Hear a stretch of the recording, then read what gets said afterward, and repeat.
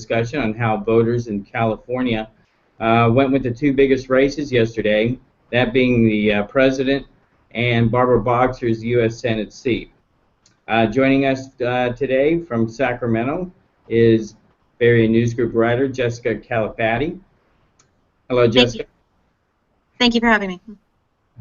Great. And we're hoping we're having some technical difficulties with our political writer Matt Arts, and hopefully he'll be able to join us sometime during the broadcast. In the meantime, we invite you, the viewer, to weigh in on our discussion through Scribble Live. But this is a short discussion, so make sure and get your questions in as soon as you can if you have any on those two races from last night. So, Jessica, let's start with President. Hillary Clinton went into Tuesday with enough delegates to become the first woman to represent a major party in the race for the White House. In your opinion, give us a kind of a historical perspective on that, you know. Sure. I mean, the short answer is Hillary made history. She's the first female nominee of a major political party for president. She, as you mentioned, the previous day had secured enough overall delegates, including superdelegates, to win the nomination, and yesterday she also reached the threshold of a majority of pledged delegates, so there's really no question at this point whether she is the presumptive nominee or not, but Bernie Sanders supporters are displeased with that outcome and aren't ready to accept that his candidacy for the Democratic nomination may be over. But talk about, you know, with her being the first woman to do this, I mean, it's a real special moment. Of course, yes. She's the first. I mean, she's been working toward this for many years now, certainly in an aggressive fashion since she ran against Barack Obama 8 years ago and narrowly lost that contest. And, you know, the happiness and pleasure with the outcome was evident in her speech last night to supporters in Brooklyn. Yeah, she did really well in California. In fact, I believe she did really well when she ran against Barack Obama too. I guess California likes her. Yes, she did better than some polls anticipated she would. There were a few polls showing that she would be ahead by double digits in the end, and then several polls showing it was a neck-and-neck race that would be decided by the margins. And I'm sure she's pleased with the outcome last night, although there are still a few million votes to count. Yeah, but it definitely looks like that she's going to sail away with this. How big or how significant do you think it was for Governor Jerry Brown to endorse her over Bernie Sanders? How did that help her? That solidified her status as the choice of the establishment. She had, you know, won support from the state's leading Democratic representative, and you know, some would say that Jerry Brown isn't quite the establishment. He's viewed as an outsider in some regards by some. But even still, he's the leader of the state. He's well respected for his work on the budget, and he's a Democrat. So getting his endorsement, I'm sure, helped to some extent. Yeah. Well, then we were waiting last night for Bernie Sanders to come out with his press conference. That happened pretty close to 11 o'clock Pacific time. And we weren't sure what he was going to talk about, and he talked about moving forward and keeping going with this campaign that seems to be almost dead on arrival as far as the numbers goes. What do you think? Why do you think he's doing this? That he's going to keep the campaign going and not maybe unify the Democratic Party? He had promised his supporters a number of times that he would fight to the end, so it doesn't surprise me that he would attempt to remain competitive for this final primary in DC, but I also don't think in the heat of the moment last night he was ready to close up shop. And certainly he knew his supporters wouldn't want to hear that either, so it was a bit easier to give a ambiguous message about continuing the fight and not making clear whether that means he's still fighting for the nomination or if he's fighting for his revolution and its goals and would do so in some other manner, perhaps through the party platform or changing some of the rules of the party in terms of who gets a say at the convention. So I think we'll know in the next couple of days where he stands and what to expect after DC. But in the end, I think he's just not ready to say it's over. That's true.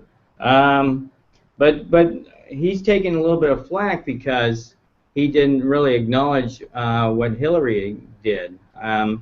Should he be taking criticism for that, or was it just part of the speech? You could argue either side. I mean, certainly I would think the parameters of Bernie Sanders' revolution include empowering women to, rise to top levels of government or private sector businesses and everywhere else throughout the economy. So on that point, you would think he would acknowledge such a tremendous feat by a woman in politics, but she's his competitor. So, he's not ready to accept that his competitor has bested him, regardless of whether she's a woman or not. Okay, and we can't go through the president without mentioning Donald Trump. Obviously, he did well, among Republican voters. Does Trump stand a chance in California? No matter who comes, I guess he'll be going against Hillary. Does he have a chance?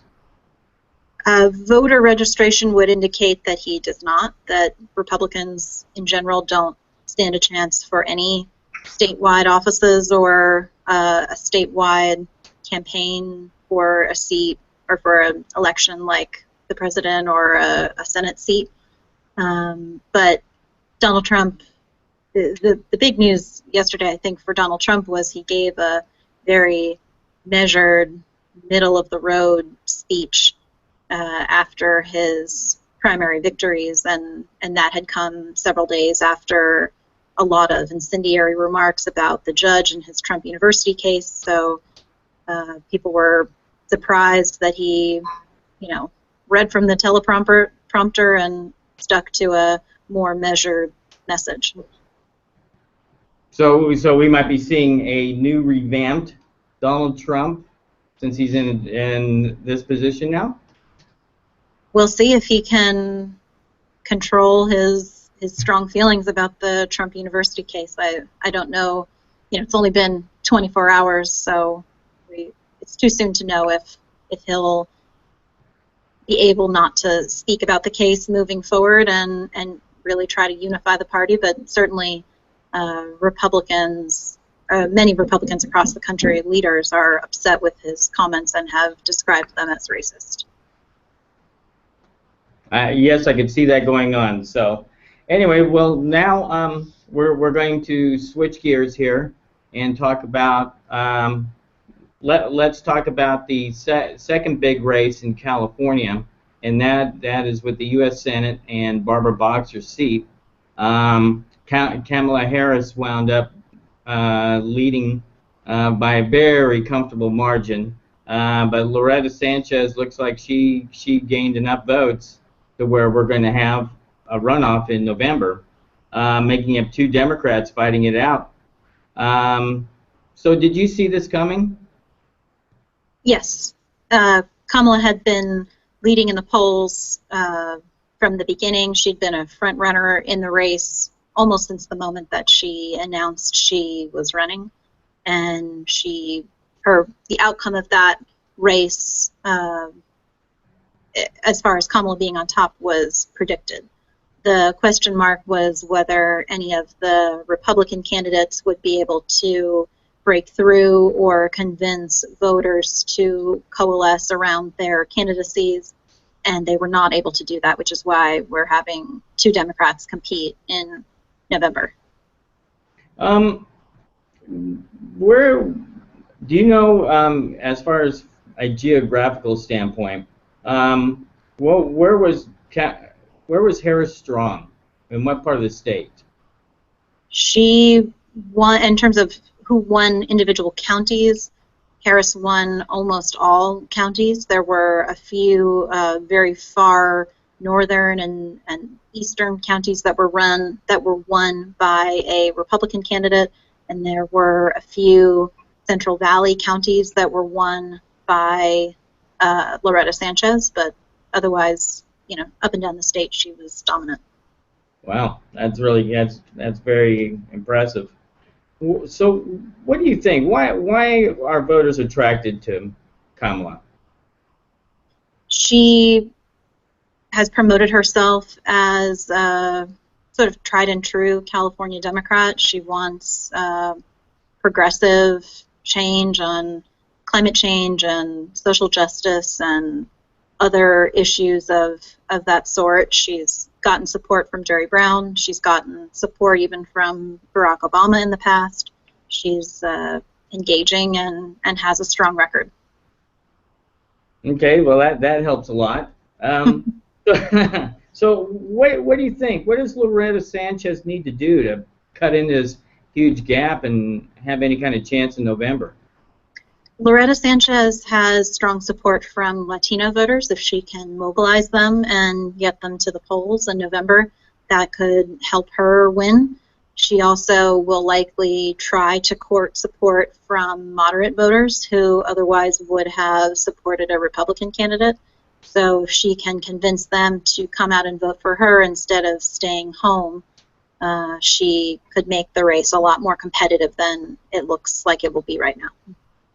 Also, what do you think the factor is? Because I'm not sure. How many candidates were there for this race? There were 34 candidates. It was a huge field. And so you could see voters, going here and there and everywhere else. Now that we're down to two candidates, who's that going to favor? Maybe Sanchez will be able to take some of those voters and make a run at Kamala?